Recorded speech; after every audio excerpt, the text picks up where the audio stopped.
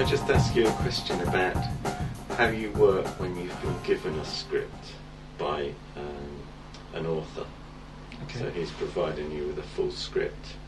What's the process that you go through with that author? Well, usually if it's through a kind of major publisher, there'll be a lot of liaising with an editor. So the script will go from the writer to the editor, who will edit it, of course, and then they'll pass it on to me with any suggestions. They would have, made some changes with the writer or the original script till they're happy with the final script, and then send it on to me. If there's anything else they need to know, I'll just contact the editor usually to find out. If something wasn't do you clear. deal mainly with the editor then? Right? Mostly with the editor, but some writers are more hands-on than others, and because a lot of the comics I do are for American companies, most communication with writers would be via email, though I have worked with some writers that would be more kind of proactive, will phone me and kind of talk about how they want something to look. Some writers will just leave everything for the editor to kind of arrange, and occasionally email, and some writers don't get in touch with you at all, and you just do the work.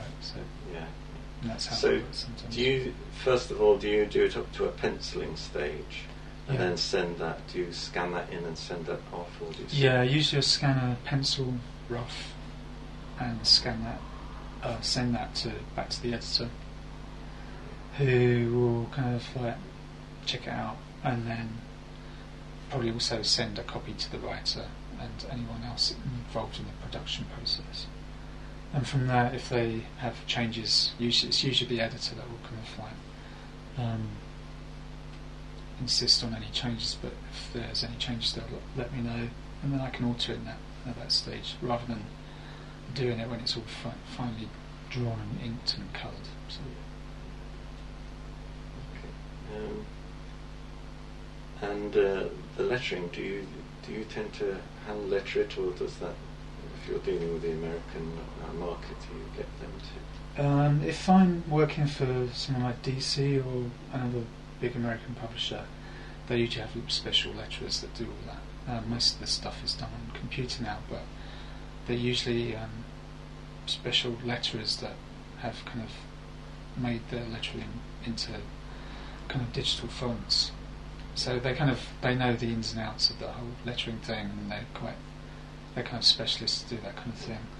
When I started, I did my own kind of lettering, like most cartoonists or comic artists, and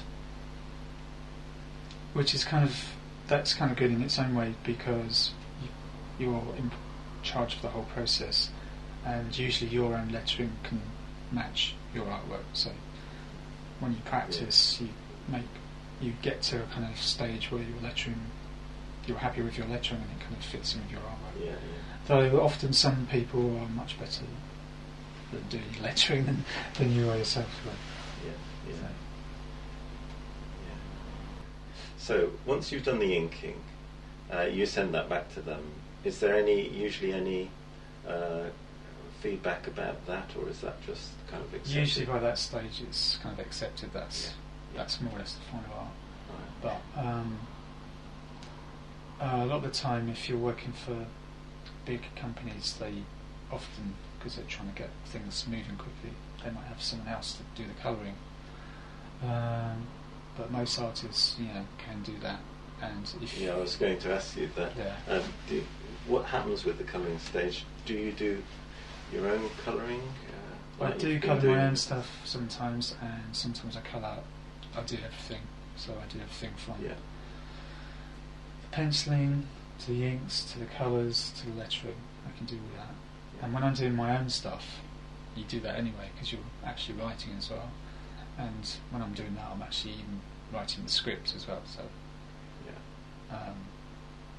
which sounds a bit weird for if you're creating everything to actually write your own script, but I actually quite like it because it kind of fits in with. It kind of makes the story more solid, and you can always change it. And if someone wants to see the script in a future time, you can show them the script. And it's also handy when you kind of come to letter it if you're using computer font, digital font, because you can just paste the text from that and just kind of paste it into a... So when you're working with a writer, is it sometimes difficult to understand what from their script, how that's going to translate into images, or does that come quite No, easily most of the to you? time they're usually kind of visually literate enough to kind of like to be able to picture what is going to happen, and also the whole, most professional comic writers, they've got a really good idea of how it's going to look and what works. It's very rarely that you get something and you think, how is this going to work where this guy is on this side of the panel and this first person speaking is on the other side, or things like that. So most of the time that's all sorted out, especially if it's going through an editor.